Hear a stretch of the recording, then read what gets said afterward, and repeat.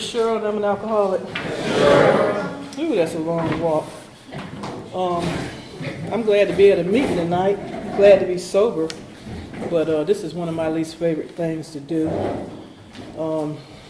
It's good to see some of the home group members here tonight, and also it's good to see a lot of familiar faces, some folks I haven't seen in a while. So anyway, I'm supposed to tell you in a general way what it used to be like, what happened, and what it's like today. And my sobriety date is September the 15th, 1989, and I'm thankful for that. I grew up in a family of 5. I had 2 brothers, one about 18 months younger than me, and the other one about 2.5 years older. And my dad, he was in the service, and my mom, she was a housewife. So we did a lot of traveling. And,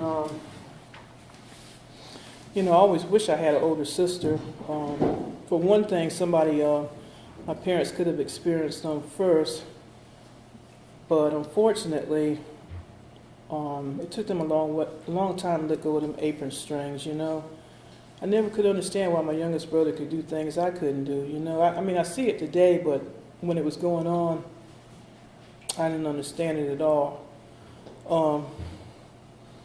I'm sorry, Donnie, I'm a soft speaker. I can't yell. You might have to move up some. I'm not trying to crack, but I saw Donnie going like this. But anyway, so like I said, we did a lot of traveling. My dad was stationed at a lot of places. We moved around a lot. So as far as, making friends and things like that, I tried it a couple of times, but then, I didn't know how long we were going to be in that area. So, I tried real hard not to make friends, not trying to have a connection, none of that stuff. Because all I had to do was repeat it. And I really didn't want to go through that. But anyway,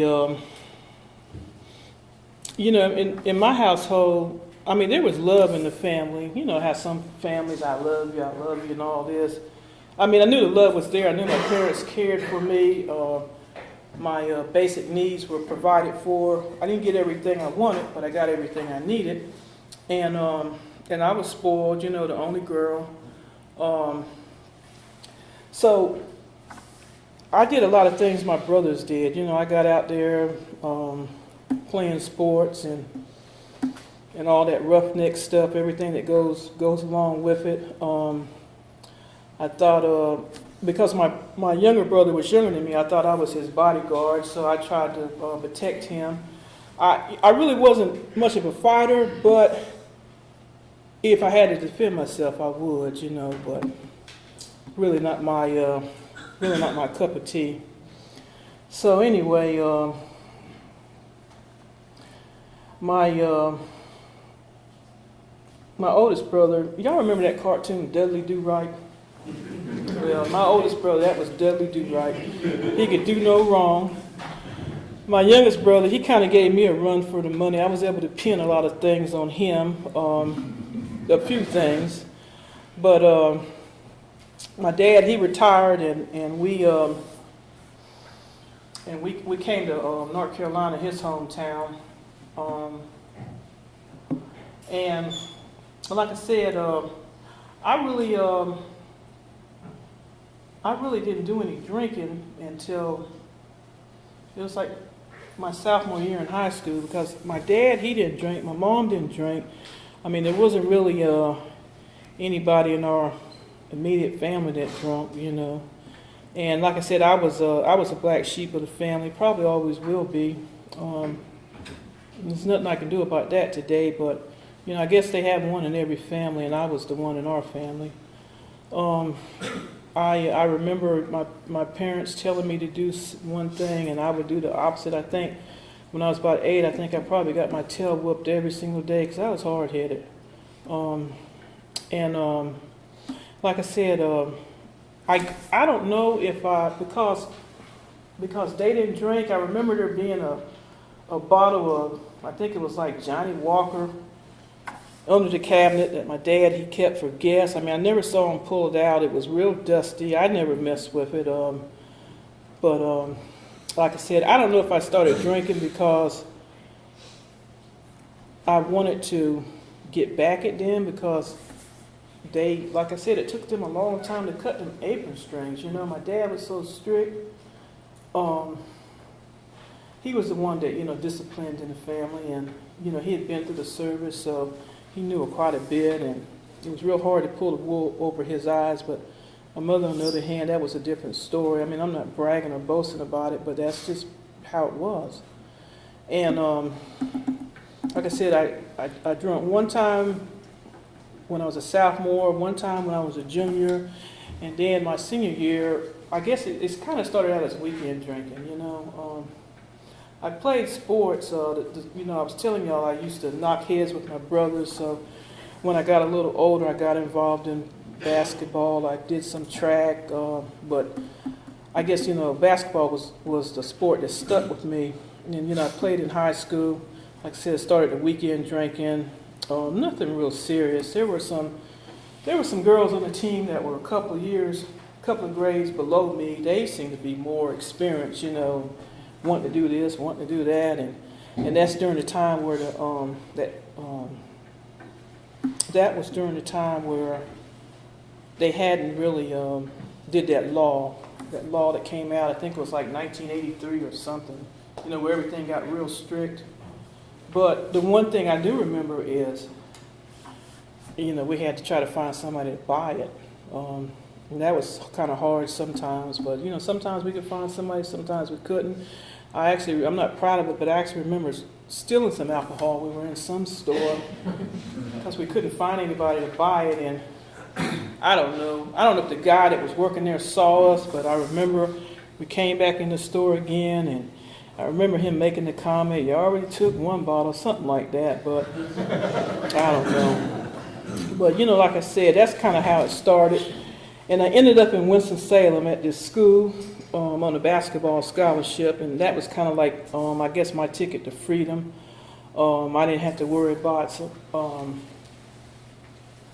you know, people telling me what time I had to be to bed, do this, do that, and all that.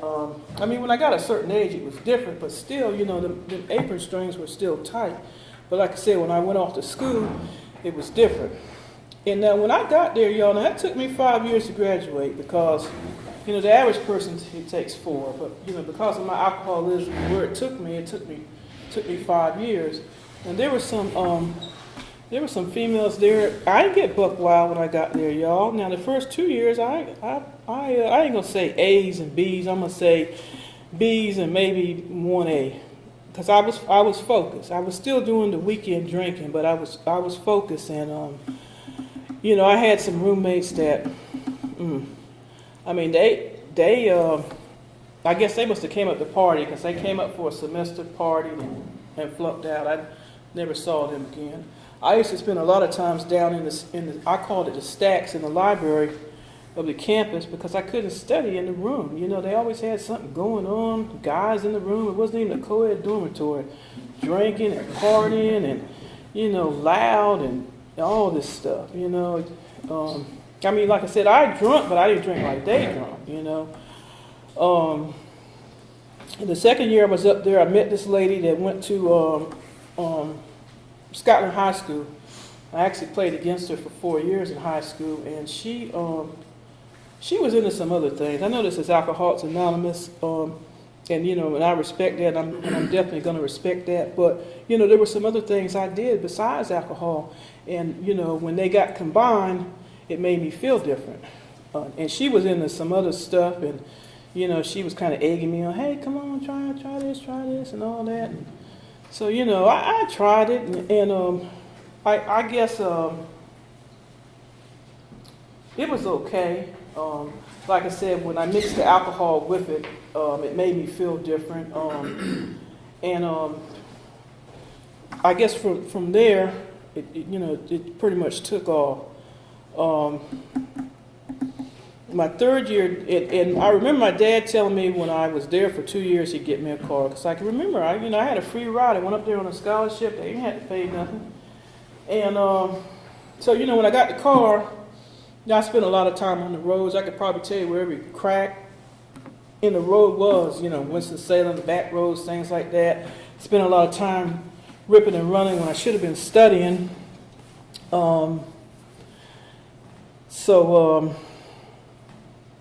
That I think that played a part. That definitely played a part because I was on the go a lot, and did a lot of partying. Met some people that stayed off campus. Did a lot of partying. We did a lot of partying in the room. Just a lot of insanity.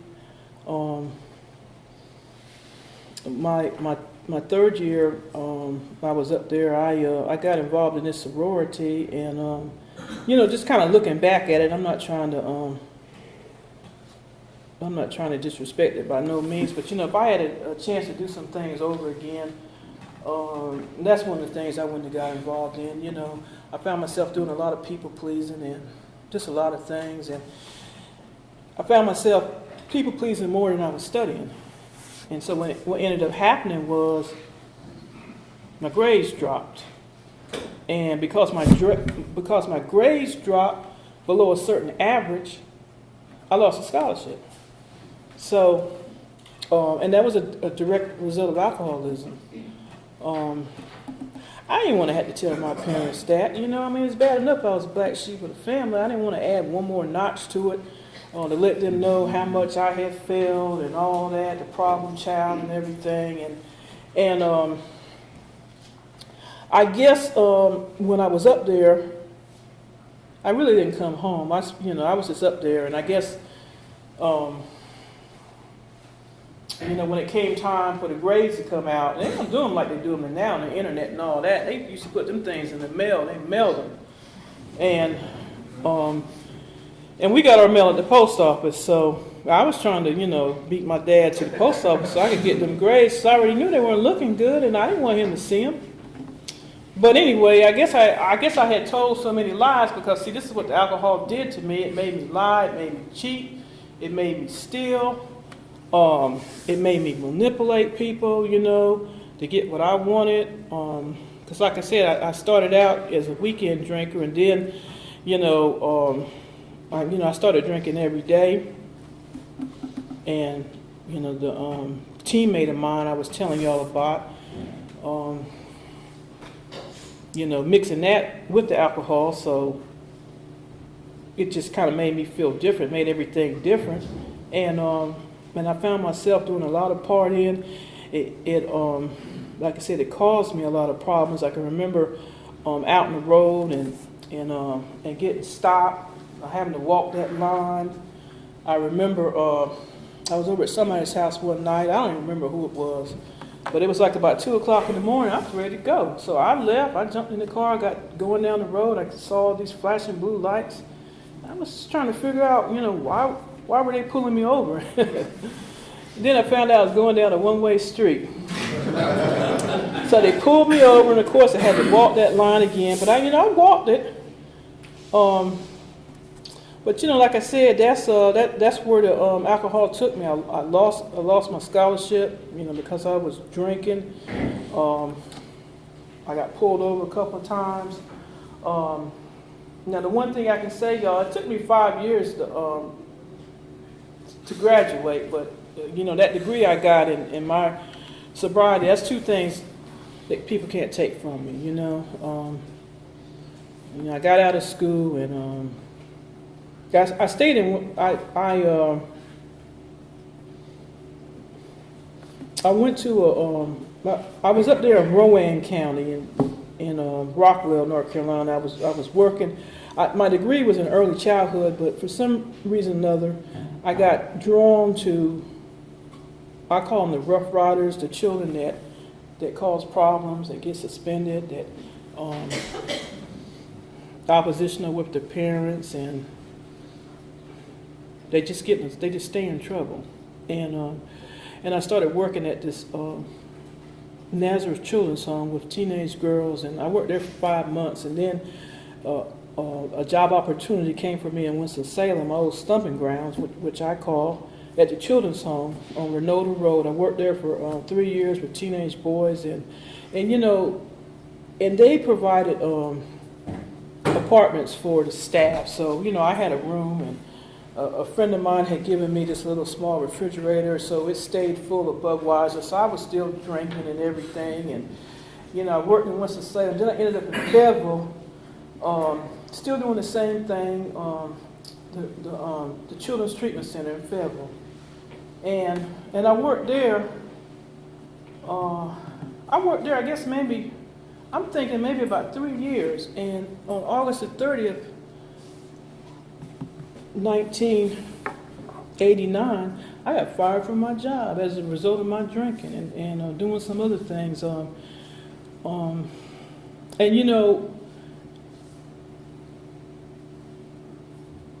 The girls stayed upstairs, so I was upstairs with the girls. The guys stayed. This was a co-ed place. The guys stayed downstairs. I had a co-worker.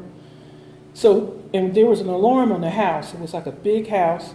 So he controlled the alarm. So usually when I would say, I'm in, like if I had to get something out of the car, I'm done, he put the alarm on. Because once the doors opened, the alarms went off. So I told him, one day I was outside, and I was outside doing some things, and he came around. I guess he could smell it, and he came a little closer because I guess he wanted to make sure he was smelling what he was smelling. And all I know is the next day, he told our supervisor that I was doing some things I wasn't supposed to be doing. And on top of that, he wrote a little letter and signed it. I don't know if it was a confession on his part. I really don't know what it was. All I know is she called me in the office, and she confronted me about it.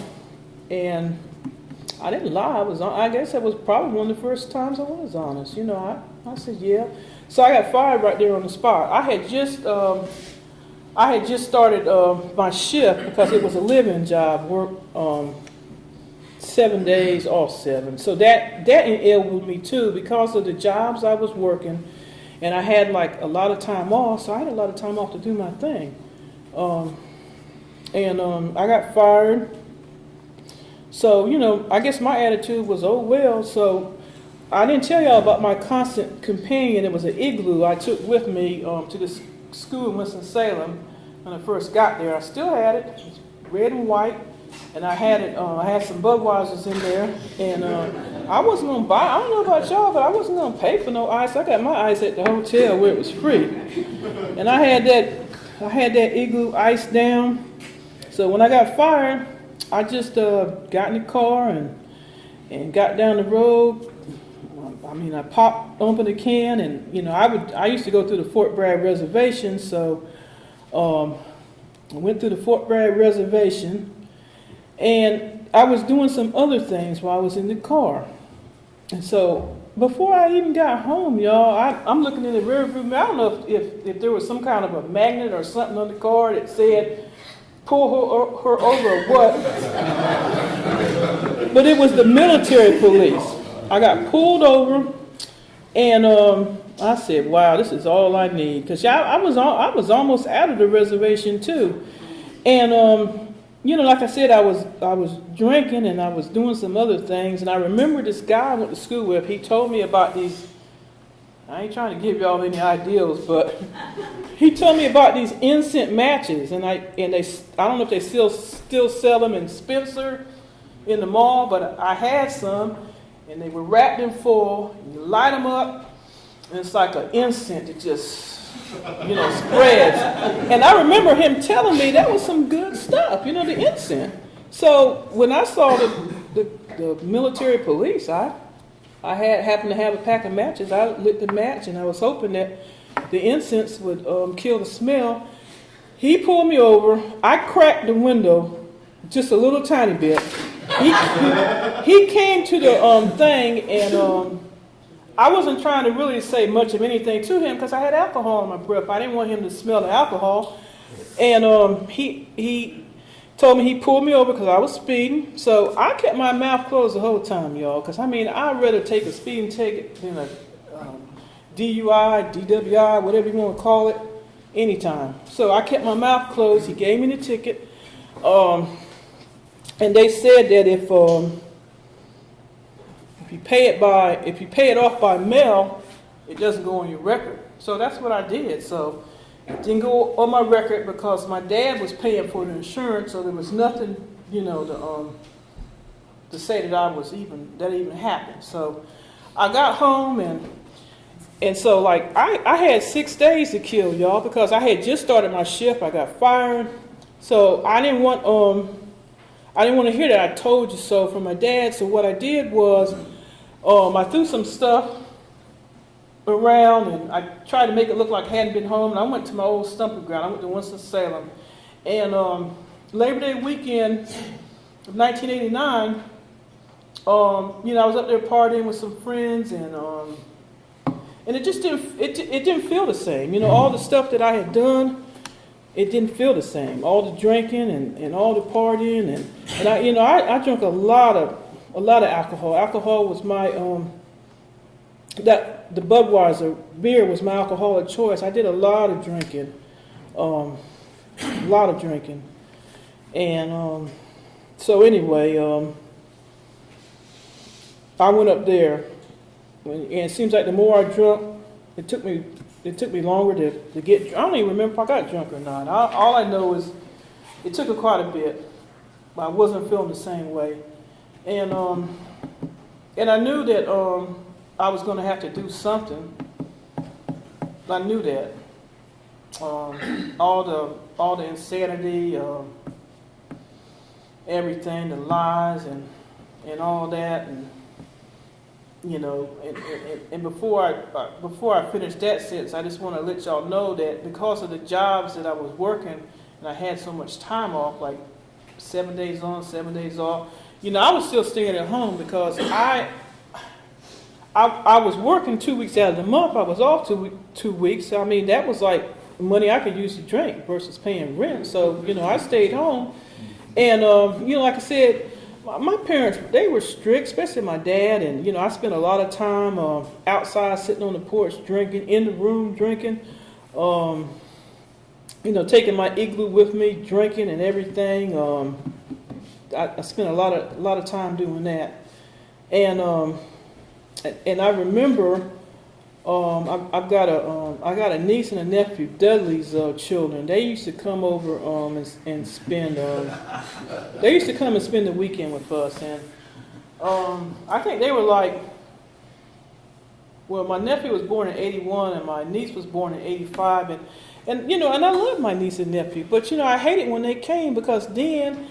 I couldn't drink like I wanted to drink because they was always watching me, and then I had to watch them and all that. And I remember going to the store, taking them to the store, and they were in the cart. And I remember seeing a six pack of Budweiser. I wanted to get that Budweiser so bad, y'all, and put it in the cart.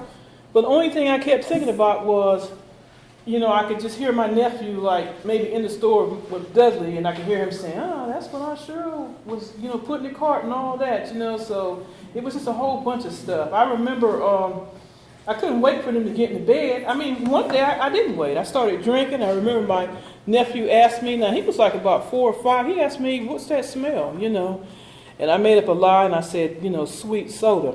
So, I guess he bought it, I don't know. But anyway, I like I said, I was still at the house, and a party that weekend, Labor Day weekend of '89, and it really just I don't know, it wasn't working like it used to work. So what I did was I came home. I said, well, it's time to face the music. I'm tired of all this ripping and running and lying and all that. So might as well get it out and and listen to all this, and that's what I did. I came home and I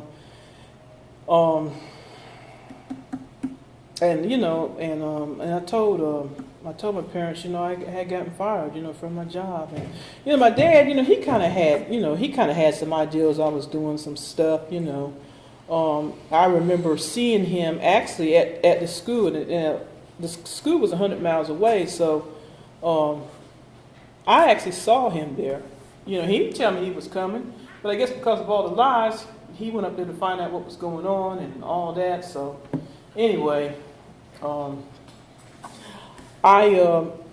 I guess those 2 weeks, that was probably the longest 2 weeks of my life, you know. And I wanted some help, and I didn't want any help because I wanted to get somebody off my back. I knew, I guess I was sick and tired of being sick and tired, and so I remember thinking about like the mental health buildings, and you know, I don't know about y'all, but when I hear the word mental health, I think about you crazy, and I wasn't crazy. And I would call a place, and they said they would. I called, I guess, Cumberland County, Scotland County, Richmond County, but they all told me the same thing. I had to call the mental health facility in the county I stayed, and so that's what I did. I really didn't want anybody to see me hanging around the mental health building, but you know, I needed some help, so I did, and I remember going up there, and they hooked me up with this counselor, and I guess she was probably about the same age as my mother, and I kind of looked at her, and I was saying to myself, wow, you know, she's really old, and she asked me some questions, and I guess, you know, to kind of get me to talk, she started telling me some stuff about her, and I found out, you know, she was in recovery, she was in Alcoholics Anonymous, and she told me some stuff, and I remember saying to myself, wow, this old lady was doing that, you know, that's kind of what went through my head.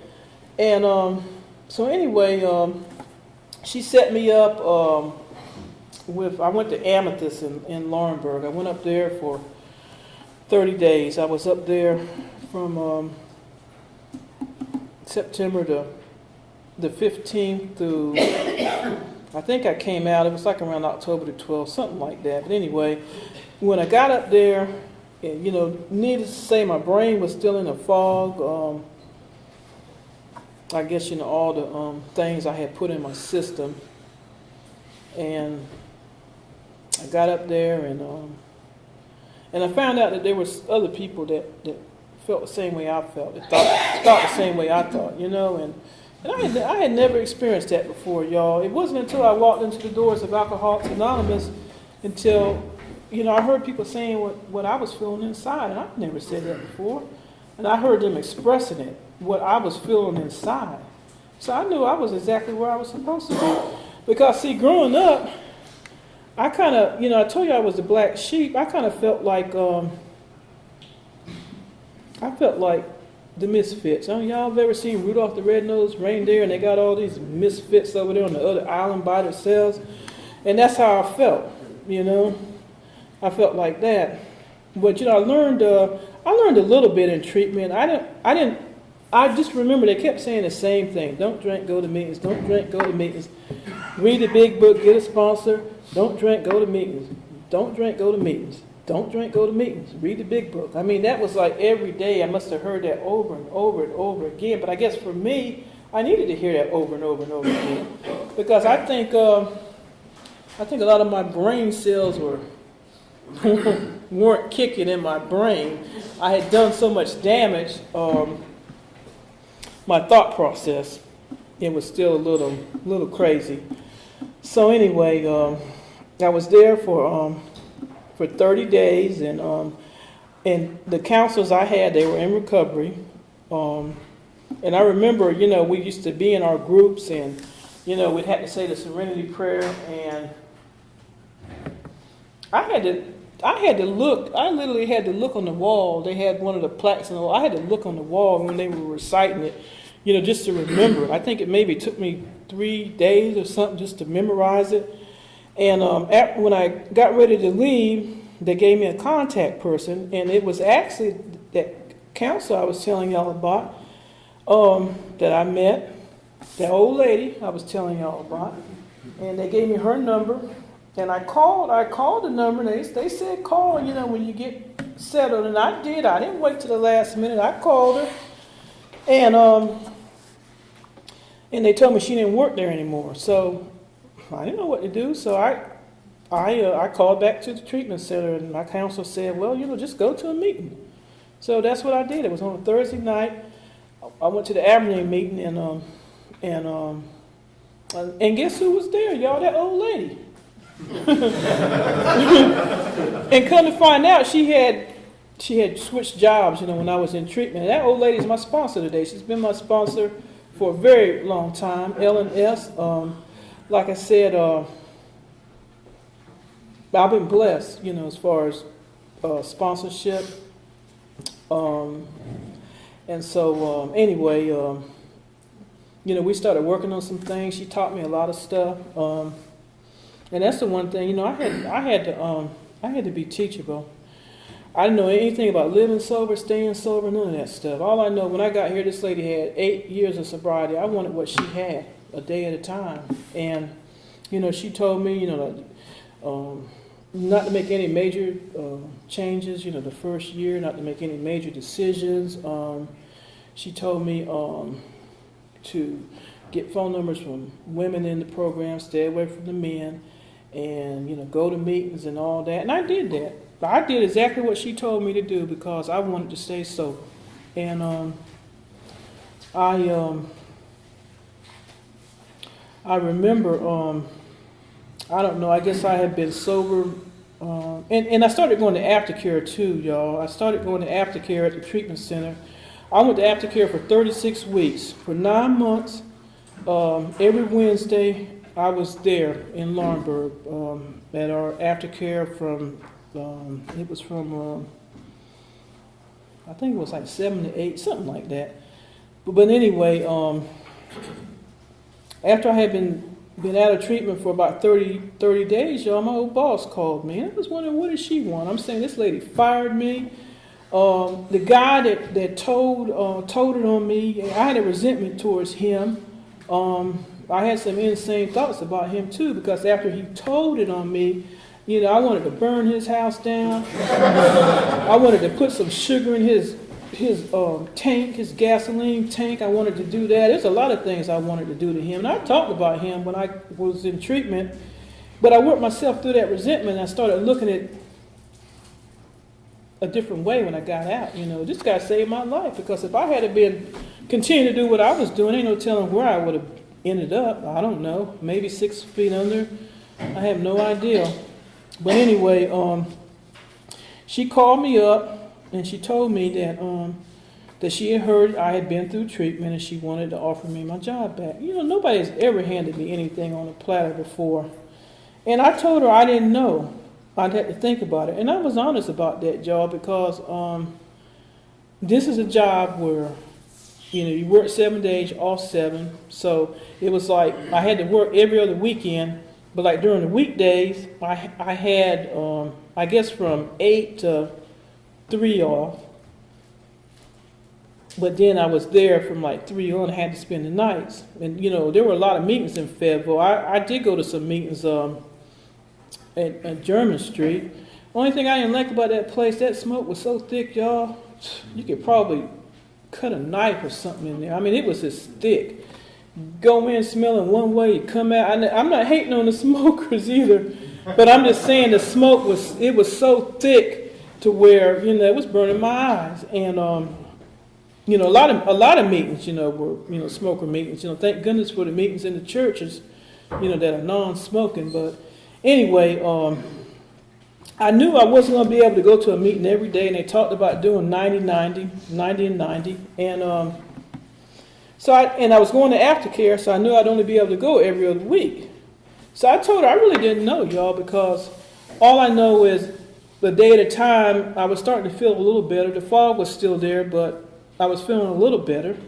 And so she told me, she said, well, think about it tonight and call me tomorrow. And that's what I did. I mean, believe it or not, I actually talked to my parents about it. And I guess, I decided that I would go back, but there were some things I wanted to put on the table. I mean, I didn't know if I could negotiate anything, but I was going to try. And I told her, that I was going to meetings every day. I'd been going to aftercare. She told me she would fix it where I could go to a meeting anytime I wanted. I could go to aftercare as long as I wanted. And, it was something I never did notice in her office. She had this bumper sticker that said, "This too shall pass." And I found out there was alcoholism in her family, and so she kind of knew a lot about it. She had the big book and all that, but she was true to her word. She was true to her word, and like I said, I did go back, and I went back to work. That guy I had the resentment towards, he was still there, but he was like on the other shift. So, and I mean, I really wasn't hating on him anymore. I knew the resentment was gone because I felt different. You know how it is. Y'all had resentments before. Y'all know how y'all feel when y'all have a resentment. But I knew this resentment was gone because I felt different. So anyway, I continued to work and stuff, and I went to meetings, and I got me after I did my 9 months at aftercare. I got me a home group, the West Side group, every Wednesday, y'all, at the Douglas Community Center building. So it's a discussion meeting, and the last Wednesday of the month we eat. So I know several of y'all have been there, and those that haven't, y'all to come check us out sometimes. So I've been a member in good standing there, and like I said, I got me a great sponsor that we're still together.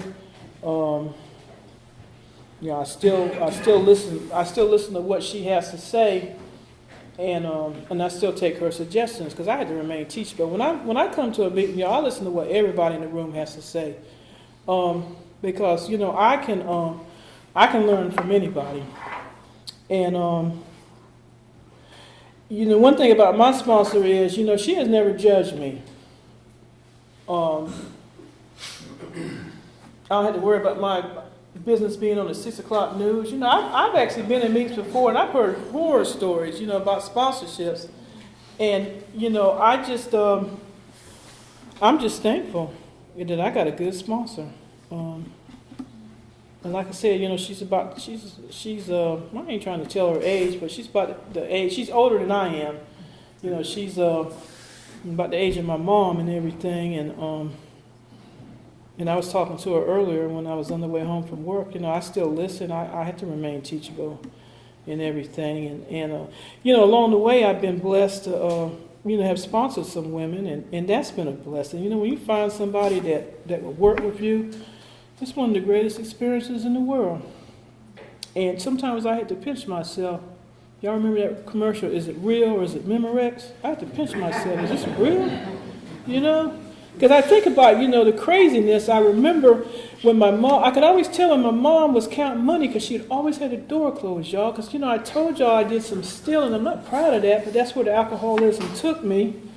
And I'm not proud of that. I still have a lot of character defects I have to work on a daily basis. If I'm wrong, I'll apologize. I'll try to treat people the way I want to be treated, because I know if I do it like that, I can't go wrong. I've made a lot of wonderful friends in the program. Because, it talks about in the big book, we're folks that normally would not mix. But, there's been so many wonderful people, along the way. Some of them are still here, some of them aren't. So anyway, y'all, I remember when I picked up my year chip, and my sponsor, remember I told you she was talking about don't make any major decisions, none of this stuff. I listened to her. So I remember, because the West Side group, we were meeting on Mechanic Street out there in the old projects, and I remember her saying, okay, you can start talking to the guys now, I can jump at the first Tom, Dick, or Harry I saw, I continued to work my program, and anyway, I met this guy. I can talk about him. I ain't going to talk about him much because he's not here, because anytime I talk about my better half, I like for him to be in the rooms so he can hear what's being said, so it won't be none of this, and Cheryl said this, and Cheryl said that. Nah. I'm not going to do that, but I will say this. He is alcoholic because he calls himself an alcoholic. And I met him. I'm not no 13-stepper either, y'all. I had been sober about 15 months. I think he had about 13. We started dating. We dated for 5 years. And after we had been dating for 4 years, we started talking about marriage. We got married after we had been dating for 5 years. And then, a little over 2.5 years later, we had twins, a boy and a girl. Some of y'all that saw me coming, a while back, they came to the rooms. They came from 3 months to 12 years. And, when they turned 12, I figured they were responsible enough to stay at home and everything. They didn't have to worry about nothing. And when they got of that age, they did stay home. I guess they probably said to themselves, they've been to so many meetings, They was probably tired of going. But that's okay, because, see, they've never seen their mother drink. They've never seen their father drink, none of that stuff. I remember one day I had some, I was getting ready to marinate some meat, so I had gotten some marinade sauce, and it had this little foil around it, y'all. So it did kind of look like a champagne bottle, and I had it sitting on the counter, and I remember they kept looking at it, they kept staring at it, and they kept staring at it. So finally I told them what it was, because, even though they were young, they heard what was going on, so they know what not to do. And I have told them stories about my past, hoping that they, won't become alcoholics themselves. But I'm powerless over that, y'all. All I can do is talk about it.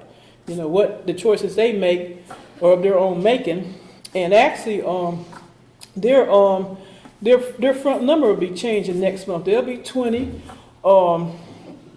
My son, he's a rising junior at Carolina, and sorry for all the state and Duke fans and but I'm proud of that, y'all, because I think about myself how I was the black sheep of the family and did a lot of things I'm not proud of, but then one thing I did do right was I think, because I was a sober mom, I think I was able to raise him right, So like I said, my son, he's a junior at Carolina. Right now, he's actually in Chicago at Northwestern University on a 2-month internship. He wants to become a lawyer. And I would hire him, because heavens knows he and I have had enough debates over the years. And you talking about wanting to debate and everything.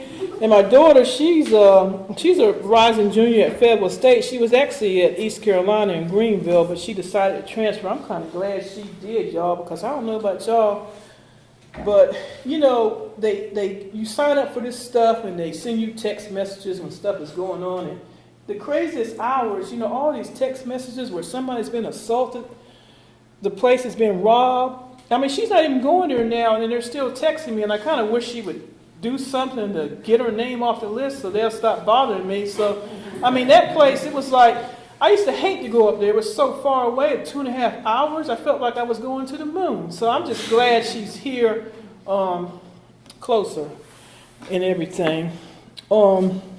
Sobriety, it's been real good to me. I haven't done everything perfect. I'm still learning.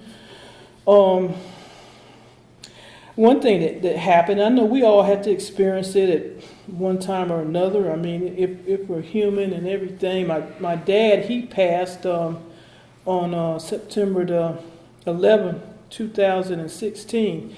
And I tell y'all, when that happened, I ain't never felt heartache like that before. It just, even though, he was strict and everything, I learned a lot from him. Some of the things he taught me, I'm still applying today. I still remember the things, and I'm thankful. He was sober. So I was sober. So he knew I was sober. And because I was sober, when he was going downhill, I was able to, help my mom out and everything. But I ain't never felt no heartache like that before. But you know what, y'all? I didn't have to take a drink. I took a week off from the job, because I had to process that, and I had to take some time for me, and I had to get through it. And I'm thankful for that. I really am. And yesterday, on the 4th, my Dudley, his daughter, she had a baby last week, matter of fact. And my mom and I, we went up there to see him. And he was 8 days old, and that was the first time I had held a baby that small in a very long time. And that's like the first baby that's been born in our family in 20 years. Because, up until that point, my children, they were the youngest grandchildren and everything. So, sobriety has really been good to me. I've met a lot of people.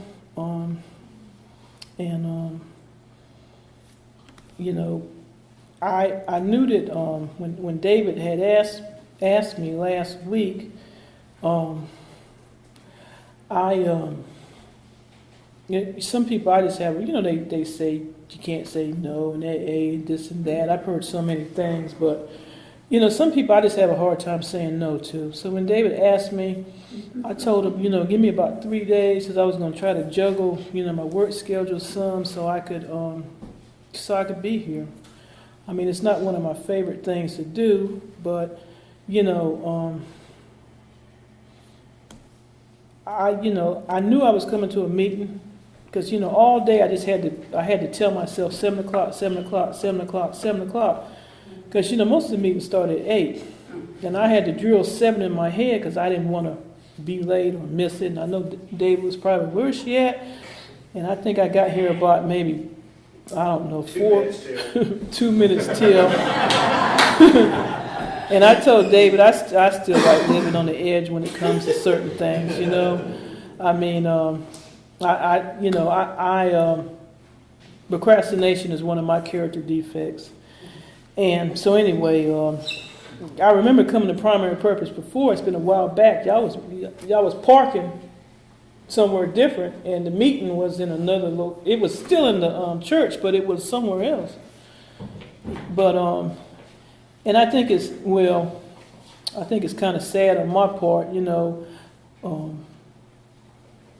coming to a meeting just to speak. I mean, I guess I don't know.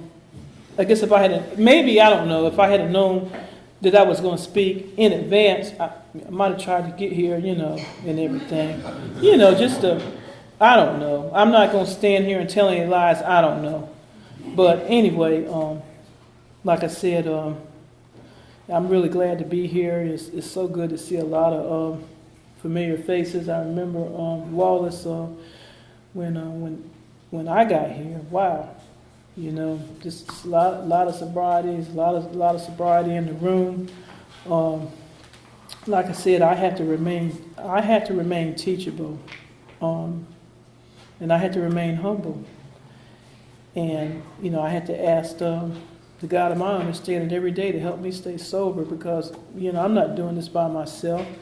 I couldn't stay sober until I found the rooms of Alcoholics Anonymous. I remember. When I tried to stop, I remember instead of drinking the 12-ounce Budweisers, I was drinking the ponies. I was trying different things, but it just didn't work. It didn't work until I got here. But sticking with y'all has really helped my journey, and I'm thankful. Thank you.